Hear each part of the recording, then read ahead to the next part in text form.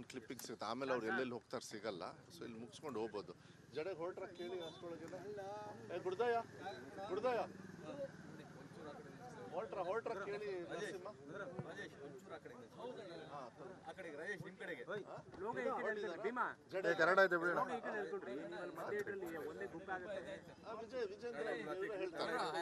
ಏ ಬಾ ಅತಿ ಕಣ, ಈ ಕಡೆ ಬಾ, ನನ್ನ ಕಡೆ ಬಾ.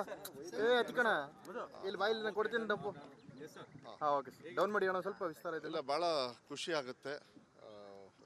ಮತದಾನ ಎಲ್ಲರೂ ಕೂಡ ಮಾಡಬೇಕು, ಅದು ಕಡ್ಡಾಯ. ನಮ್ಮ ದೇಶದ ಅದು ಭಾಳ ಮಹತ್ವದ ಪವಿತ್ರವಾಗಿರ್ತಕ್ಕಂಥ ಒಂದು ಕರ್ತವ್ಯ. ದೇಶದ ಪ್ರಜೆ ಆದಮೇಲೆ ಆ ಕೆಲಸವನ್ನು ನಾನು ಮಾಡಿದ್ದೀನಿ.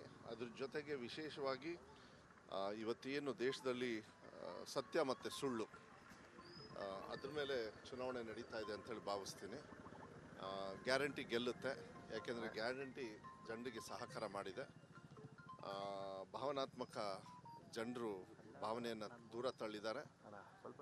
ಅಭಿವೃದ್ಧಿ ಕೆಲಸ ಅಂತ ಹೇಳಿ ಸುಳ್ಳನ್ನು ಹೇಳ್ಕೊಂಡು ಹೋಗ್ತಕ್ಕಂಥದ್ದು ಏನು ದೇಶದಲ್ಲಿ.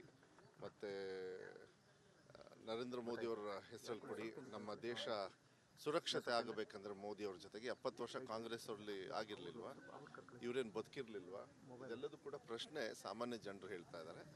ನನಗನ್ಸುತ್ತೆ ಬೇಸಿಕಲಿ ಪಬ್ಲಿಕ್ ಒಪಿನಿಯನ್ನು ನಾನು ನೋಡ್ದಂಗೆ ಸರ್ಕಾರ ಸಾಮಾನ್ಯ ಜನರೇ ಜಾಸ್ತಿ ಇರೋದು, ಬಡವರೇ ಇರೋದು, ಸಹಕಾರ ಬಯಸ್ತಕ್ಕಂಥ ಜನರಿದ್ದಾರೆ. ನೀವೇನಾದ್ರು ಸಹಕಾರ ಮಾಡಿದರೆ ನನಗನ್ಸುತ್ತೆ ಅವರು ವಾಪಸ್ಸು ಸಹಕಾರ ಮಾಡ್ತಾರೆ ಅಂಥೇಳಿ. ಇವತ್ತು ಚುನಾವಣೆ ಪೂರ್ವಕವಾಗಿ, ಅಸೆಂಬ್ಲಿ ಚುನಾವಣೆ ಪೂರ್ವಕವಾಗಿ 2023 ಚುನಾವಣೆಯಲ್ಲಿ ಬರೀ ನಂಬಿಕೆ ವಿಶ್ವಾಸದ ಮೇಲೆ, ಯಾಕೆಂದರೆ ಯೂಶಲಿ ಏನಾಗುತ್ತೆ, ರಾಜಕಾರಣಿಗಳು ಹೋದ ತಕ್ಷಣ ನಾವು ಈ ಕೆಲಸ ಮಾಡ್ತೀವಿ ಅಂದೆ, ಬರೀ ಸುಳ್ಳು ಹೇಳ್ತೀರಾ, ಎಲೆಕ್ಷನಿಗೆ ಬರ್ತೀರಾ ಅಂತ. ಆ ಥರ ಭಾವನೆ ಹೋದ್ಸತಿ ಕೊಡಲಿಲ್ಲ. ಎಲ್ಲೋ ಒಂದು ರೀತಿಯಲ್ಲಿ ಅವ್ರಿಗೂ ಕೂಡ ಆಸೆ ಇತ್ತು ನಮಗೆ ಸಹಕಾರ ಆಗಬೇಕು ಅಂತ. ಆ ಸಹಕಾರದ ಮೇಲೆ, ವಿಶ್ವಾಸದ ಮೇಲೆ ಮತ ಹಾಕಿ ಇವತ್ತು ಕಾಂಗ್ರೆಸ್ ಸರ್ಕಾರ ಅಧಿಕಾರಕ್ಕೆ ಬಂದಿದೆ. ಗ್ಯಾರಂಟಿ ಚೆನ್ನಾಗಿ ವರ್ಕೌಟ್ ಆಗಿದೆ. ಜನರು ಬಹಳ ಸ್ವಾಭಾವಿಕವಾಗಿ ನೋಡಿದಾಗ ವಾತಾವರಣ ಇಲ್ಲ ನಾವು ಕಾಂಗ್ರೆಸ್ ಪಕ್ಷದ ಋಣದಲ್ಲಿದ್ದೀವಿ, ನಾವು ಅದನ್ನ ತೀರಿಸ್ತಕ್ಕಂಥ ಕೆಲಸವನ್ನು ನಾವು ಮಾಡ್ತೀವಿ ಅಂತ ಇದ್ದಾರೆ. ಒಳ್ಳೆ ರೀತಿಯಲ್ಲಿ ಚುನಾವಣೆಯನ್ನು ಮಾಡ್ಕೊಂಡು ಹೋಗಿದ್ದೀವಿ. ಟೀಕಾ ಟಿಪ್ಪಣಿಗಳಿಗೆ ಹೆಚ್ಚು ನಾನು ಒತ್ತನ್ನು ಜಾಸ್ತಿ ಕೊಡಲಿಲ್ಲ, ಏನಾದ್ರು ಅವಶ್ಯಕತೆ ಇದೆ ಅಂಥೇಳಿ ಭಾವಿಸೋದಿಲ್ಲ. ಭಾಳ ನಾನು ನಮ್ಮ ಮುಖಂಡರು, ನಮ್ಮ ಕಾರ್ಯಕರ್ತರು, ವಿಶೇಷವಾಗಿ ಮತದಾರರಿಗೆ ಮತ್ತು ಎಲ್ಲರಿಗೂ ಕೂಡ ಯಾರ್ಯಾರು ಗೀತಾ ಶಿವರಾಜ್ಕುಮಾರ್ ಅವ್ರ ಪರವಾಗಿ ಪ್ರಚಾರಕ್ಕೆ ಕೈ ಜೋಡಿಸಿದ್ರು ಅವರಿಗೆಲ್ಲರಿಗೂ ಕೂಡ ನಾನು ಹೃದಯಪೂರ್ವಕವಾಗಿ ಧನ್ಯವಾದಗಳನ್ನು ಅಂತ ಹೇಳಲಿಕ್ಕೆ ಇಷ್ಟಪಡ್ತೀನಿ. ಮತ್ತು ನಾವೊಂದು ಟಾರ್ಗೆಟ್ ಹಾಕ್ಕೊಂಡಿದ್ವಿ, ಯಾಕೆಂದರೆ ಗೀತಾ ಶಿವರಾಜ್ಕುಮಾರ್ ಅವರು ಸುಮಾರು 3.5-4 ಲಕ್ಷ ಜನರನ್ನು ನೇರವಾಗಿ ಭೇಟಿ ಮಾಡ್ತಕ್ಕಂಥ. But I am very happy V reached almost about 6.5 lakh people, because extensive campaigning ಮಾಡಿದ್ವಿ. ಔಟ್ರೀಚ್ ಚೆನ್ನಾಗಿತ್ತು, ಜನರ ಭಾವನೆಗಳು ಚೆನ್ನಾಗಿತ್ತು, ಪ್ರೀತಿ ವಿಶ್ವಾಸ ಚೆನ್ನಾಗಿತ್ತು, ಯಾವುದೇ ಥರದ ಗೊಂದಲ ಆಗಲಿಲ್ಲ. ಅದಕ್ಕೆ ನಾನು ನಮ್ಮ ಕಾರ್ಯಕರ್ತರು, ಮುಖಂಡರ ಒಂದು ಕೋಆರ್ಡಿನೇಷನ್ ಏನಿದೆ, ನಾನೇನು 1 ವರ್ಷದ ಹಿಂದೆ ಈ ಥರ ಮಾಡಬೇಕು ಚುನಾವಣೆಯನ್ನು ಶಿವಮೊಗ್ಗದ್ದು ಅಂಥೇಳಿ, ಗೀತಕ್ಕ ಅವ್ರದ್ದು ಅನೌನ್ಸ್ ಆದ ತಕ್ಷಣ ಫುಲ್ಲು ಅದನ್ನ ಇಂಪ್ಲಿಮೆಂಟ್ ಮಾಡ್ತಕ್ಕಂಥ ವ್ಯವಸ್ಥೆಯನ್ನು ಮಾಡಿದ್ವಿ. ಅದಕ್ಕೆ ನಾನು ಭಾಳ ಸಂತೋಷ.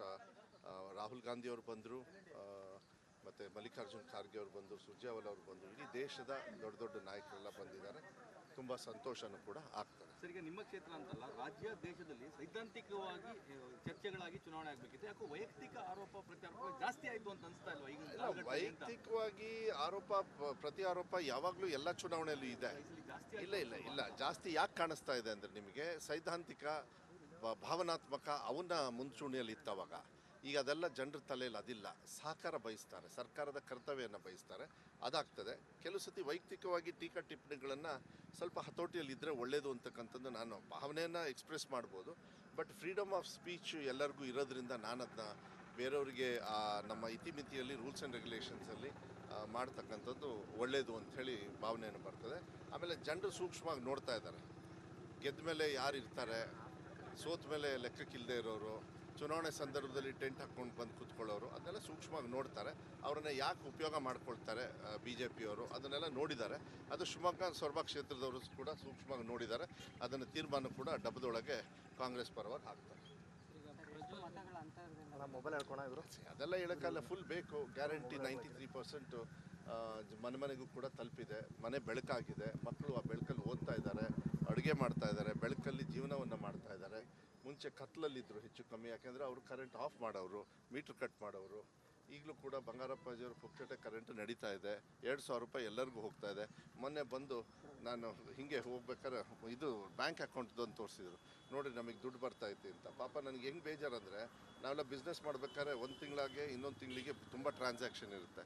ಆ ಬಡವ್ರದ್ದು ಎಂಥದ್ದು ಟ್ರಾನ್ಸಾಕ್ಷನ್ ಇಲ್ಲ, ದುಡ್ಡು ಡ್ರಾ ಮಾಡೋದು ಒಂದು ಬಿಟ್ಟರೆ 2000 ಬಂದಿದೆ ಗೃಹಲಕ್ಷ್ಮಿ, ಆಮೇಲೆ ಒಂದು 3-4 ಟ್ರಾನ್ಸಾಕ್ಷನು, ಮತ್ತು ಗೃಹಲಕ್ಷ್ಮಿ ನೋಡಿದಾಗ ಖುಷಿ ಆಯಿತು, ಸಂತೋಷ ಆಯಿತು. ಪ್ರಣಾಳಿಕೆ ಉಪಾಧ್ಯಕ್ಷನಾಗಿ ಅಲ್ಲಿ ಕಣ್ಣು ತುಂಬ ನೋಡಿದಾಗ ಏನೋ ಒಂದು ರೀತಿಯಲ್ಲಿ ಒಂದು ಫೀಲಿಂಗು ದಟ್ ಅವರು ಬೆವರು ಸುರಿಸಿ ಟ್ಯಾಕ್ಸ್ ಕಟ್ಟಿರೋ ಹಣನ ಅವರಿಗೆ ವಾಪಸ್ ಕೊಟ್ಟಿದ್ದೀವಲ್ಲ, ಅದು ಹೆಮ್ಮೆನೂ ಕೂಡ ಇದೆ, ಖುಷಿನೂ ಇದೆ. ಅದಕ್ಕೆ ಭಾಳ ಅಂತರಗಿಂತರ ಎಲ್ಲ ಅವ್ರು ನೋಡ್ತಾರೆ. ಆಮೇಲೆ ಎಷ್ಟೊಂದು ಕಡೆಗೆ ನಾನು ಒಂದು ನೋಡಿದ್ದೀನಿ, ಈ BJP ಮತದಾರರು ಕೂಡ ಗುರುತಿಸ್ಕೊಂಡಿರೋರು ನಾವೆಲ್ಲ ಕಾಂಗ್ರೆಸ್ಸಿಗೆ ಹಾಕ್ತೀವಿ, ನಮ್ಮ ಯಜಮಾನ್ರನ್ನ ನೋಡ್ಕೇಳ್ರಿ ಅಂತಾರೆ. ಅಂದರೆ ಓಪನ್ ಆಗಿ ಹೇಳ್ತಕ್ಕಂಥ ಒಂದು ಭಾವನೆ ಕರೆಕ್ಟ್ ಇದು. ಯಾಕೆಂದರೆ ಬೇರೆ ಜಾತಿ ಮೇಲೆ, ಹಣದ ಮೇಲೆ, ಬೇರೆ ಬೇರೆ ಒಂದು ಆ್ಯಂಟಿ ಏನು ಡೆಮೊಕ್ರೆಟಿಕ್ ವೋಟಿಂಗ್ ಪ್ಯಾಟರ್ನ್ಸ್ ಏನು ಅದು ಹೋಗಬೇಕು, ಅದು ನನ್ನ ಆಸೆ. ಯಾಕೆಂದರೆ ಇಲ್ಲಾಂದ್ರೆ ಏನಾಗುತ್ತೆ, ಆ ಪವಿತ್ರತೆ, ಮತದ ಪವಿತ್ರತೆ ನಾವೇ ಹಾಳು ಮಾಡ್ದಂಗೆ ಆಗುತ್ತೆ. ಅದು ಬರಬೇಕು, ಅದು ಬರುತ್ತೆ ಅಂಥೇಳಿ ವಿಶ್ವಾಸ ನನಗಂತೂ ಇದೆ. ಈಗ ಪ್ರಜ್ವಲ್ ರೇವಣ್ಣ ಪೆನ್ಡ್ರೈವ್ ಕೇಸಿಗೆ ಸಂಬಂಧಪಟ್ಟಂತೆ ವಕೀಲರು ಒಂದು ಆರೋಪ ಮಾಡಿದ್ದಾರೆ. ನೋಡಿ, ಇದಕ್ಕೆಲ್ಲ ಒಂದೇ ಉತ್ತರ ಕೊಡೋದು. ಯಾವುದೇ ಥರದ ಇಂಥ ಸಂದರ್ಭದಲ್ಲಿ ಗಲಾಟೆ ಇರ್ಬೋದು, ಇಲ್ಲ ಇಂಥ ಸಂದರ್ಭದಲ್ಲಿ ಕಾನೂನಿದೆ, ಕಾನೂನು ನೋಡ್ಕೊಳ್ತದೆ. ಕಾನೂನಿಗಿಂತ ಯಾರೂ ದೊಡ್ಡವರಿಲ್ಲ. ಕಾನೂನಿನ ವ್ಯಾಪ್ತಿಯಲ್ಲಿ ಯಾರು ತಪ್ಪು ಮಾಡಿದ್ದಾರೆ ಅವರಿಗೆಲ್ಲರಿಗೂ ಶಿಕ್ಷೆ ಆಗಬೇಕು ಅಂತ ಅಷ್ಟು ಕೇಳ್ಬೋದು. ಅದನ್ನು ಮಾನ್ಯ ಸಿದ್ದರಾಮಯ್ಯ ಸಾಹೇಬರು ಹೇಳ್ತಾ ಇದ್ದಾರೆ, DK ಶಿವಕುಮಾರ್ ಸಾಹೇಬರು ಹೇಳ್ತಾ ಇದ್ದಾರೆ. ಫ್ರಸ್ಟ್ರೇಷನ್ ಆನ್ ಅಪೋಸಿಷನ್ ಪಾರ್ಟಿ ಎದ್ದು ಕಾಣಿಸ್ತಾ ಇದೆ. ದೇ ಆರ್ ಟ್ರೈಂಗ್ ಟು ಅದರಿಂದ ತಪ್ಪಿಸ್ಕೊಂಡು ಹೋಗತಕ್ಕಂಥ ಒಂದು ಇದು ಕಾಣಿಸ್ತಾ ಇದೆ. ಜನರು ಸೂಕ್ಷ್ಮವಾಗಿ ನೋಡೋದ್ರಿಂದ best thing is to avoid. ಈಗ ಬಿಟ್ಟುಬಿಡಿ ಅದನ್ನು. ಅಂದ್ರೆ ಅಲ್ಲ ಸರ್, ಈಗ ಸೂಕ್ಷ್ಮವಾದಂತಹ ವಿಚಾರಗಳು ರಾಜಕೀಯಕರಣಗೊಳ್ತಾ ಇರುವಂಥದ್ದು ಸಂತ್ರಸ್ತರಿಗೆ ಎಲ್ಲೋ ಒಂದು ಕಡೆ ನ್ಯಾಯ ಸಿಗಲ್ಲ ಅನ್ನೋದು. ನೋ ಸಂತ್ರಸ್ತರಿಗೆ ನ್ಯಾಯ ಕೊಡ್ತಕ್ಕಂಥದ್ದನ್ನು ನಮ್ಮ ಸರ್ಕಾರ 100ಕ್ಕೆ 100 ಗ್ಯಾರಂಟಿ, ಆ ಮಾತನ್ನು ನಾವು ಕೊಡಲಿಕ್ಕೆ ಇಷ್ಟಪಡ್ತೀನಿ. ಆದರೆ ಅದನ್ನು ತಿರುಚತಕ್ಕಂಥದ್ದು, ಮಾಧ್ಯಮದ ಮೂಲಕ ಅದನ್ನು ಪೊಲಿಟಿಸೈಸ್ ಮಾಡ್ತಕ್ಕಂಥದ್ದು ಏನಿದೆ ಅದನ್ನು ನಾನು 100% ಖಂಡನೆ ಮಾಡ್ತೀನಿ.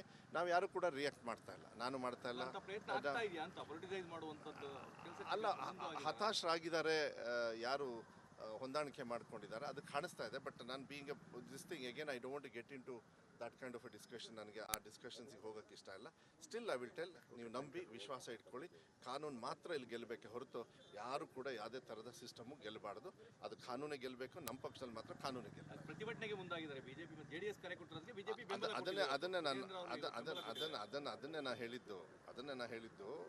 ನಾನು ಅದಕ್ಕೆ ನಾನು ಏನೇ ಡಿಸ್ಕಷನ್ಸ್ ಮಾಡಿದ್ರೇನೋ ಅದು ಬೇರೆ ರೀತಿ ತಗೊಳುತ್ತೆ. ಬಾಯಲ್ಲಿದೆ ವರ್ಡ್ಸು, ಬಟ್ ನಾನು ಹೇಳೋದಿಲ್ಲ. ಅದು ನಮ್ಮ ಮುಖಂಡರಿಗೆ ಮಾತಾಡ್ಕೊಳ್ತೀನಿ, ನಿಮ್ಮ ಜೊತೆ ಹೇಳೋದಿಲ್ಲ. Because I don't get in to those discussions and I don't do that. ನನಗೆ ಅದು ಅಭ್ಯಾಸ ಇಲ್ಲ. ಚುನಾವಣೆ ಸೂಕ್ಷ್ಮತೆಯನ್ನು ನೋಡಬೇಕು, ಈ ದೇಶದ ಬಗ್ಗೆ ಚಿಂತನೆ ನೋಡಬೇಕು, ಸಂತ್ರಸ್ತರಿಗೆ ಆ ರಕ್ಷಣೆಯನ್ನು ಕೊಡಬೇಕು. ನಮ್ಮ ಸರ್ಕಾರ ಕೊಡ್ತದೆ, ಭಾಳ ಒಂದು ದೊಡ್ಡ ಜವಾಬ್ದಾರಿ ಇದೆ ಇದೆಲ್ಲದೂ ಕೂಡ. ಆದರೆ ಈ ಚುನಾವಣೆಯಲ್ಲಿ ಒಳ್ಳೆ ರೀತಿಯಲ್ಲಿ ಬದಲಾವಣೆಯನ್ನು ವಿಶ್ವಾಸದ ಮೇಲೆ ಮತ ಹಾಕಿ ಸಹಕಾರ ತಗೊಂಡ ಮೇಲೆ ಮತ ಹಾಕ್ತಕ್ಕಂಥ ಒಂದು ಚುನಾವಣೆ ಆಗ್ತದೆ. ಆಮೇಲೆ ಎಲ್ಲ ಮಾಧ್ಯಮದವರಿಗೆ ಮತ್ತು ಎಲ್ಲರಿಗೂ ಕೂಡ ಶಿವಣ್ಣ ಗೀತಕ್ಕವರು ಪ್ರಚಾರಕ್ಕೆ ಹೋದಾಗ ಅವ್ರ ಜೊತೆ ಬಂದಾರ್ದಾಗ ಒಬ್ಬೊಬ್ಬರು ಒಂದೊಂದು ಕಡೆಗೆ ಹೋಗಿದ್ವಿ. ನೀವೆಲ್ಲರೂ ಸಹಕಾರ ಮಾಡಿದ್ರಿ, ಜನರು ಸಹಕಾರ ಮಾಡಿದರು. ರಿಸಲ್ಟ್ ಎಲ್ಲರಿಗೂ ನಾವು ಗೆಲ್ಲಬೇಕು ಅಂತ ಆಸೆ ಇದೆ. ನಾವು ಗೆದ್ದೇ ಗೆಲ್ತೀವಿ. ಮತದಾರರ ಪ್ರಭುಗಳಿಗೆ ನಾವು ಏನು ವಿಶ್ವಾಸದ ಮೇಲೆ ನೀವು ಆಶೀರ್ವಾದವನ್ನು ಮಾಡಿರ್ತೀರಿ, ಆ ವಿಶ್ವಾಸವನ್ನು ಉಳಿಸ್ಕೊಂಡು ಹೋಗ್ತೀವಿ. ನಿಮ್ಮ ಜೊತೆಗೆ ಯಾವಾಗಲೂ ಕೂಡ ಇರ್ತೀವಿ. ನಿಮ್ಮ ಆಶೀರ್ವಾದ ಸದಾಕಾಲ ಇರಲಿ. ಒಳ್ಳೆ ಗೆಲುವನ್ನು ಸಾಧಿಸ್ತೀವಿ ಅಂತಕ್ಕಂಥದ್ದು ವಿಶ್ವಾಸದ ಮುಂದೆ ಹೆಜ್ಜೆ ಇಡ್ತಕ್ಕಂಥದ್ದು. ಮತ್ತು ಗೀತಾ ಶಿವರಾಜ್ ಕುಮಾರ್ ಅವರು ಶಿವಮೊಗ್ಗ ಕ್ಷೇತ್ರದ ಪ್ರತಿನಿಧಿಯಾಗಿ ಲೋಕಸಭೆಯಲ್ಲಿ ಅವರು ಧ್ವನಿಯಾಗಿ ನಮ್ಮ ಪರವಾಗಿ ನಿಲ್ತಾರೆ ಅಂತಕ್ಕಂಥದ್ದು ವಿಶ್ವಾಸ ಇದೆ. Thank you sir.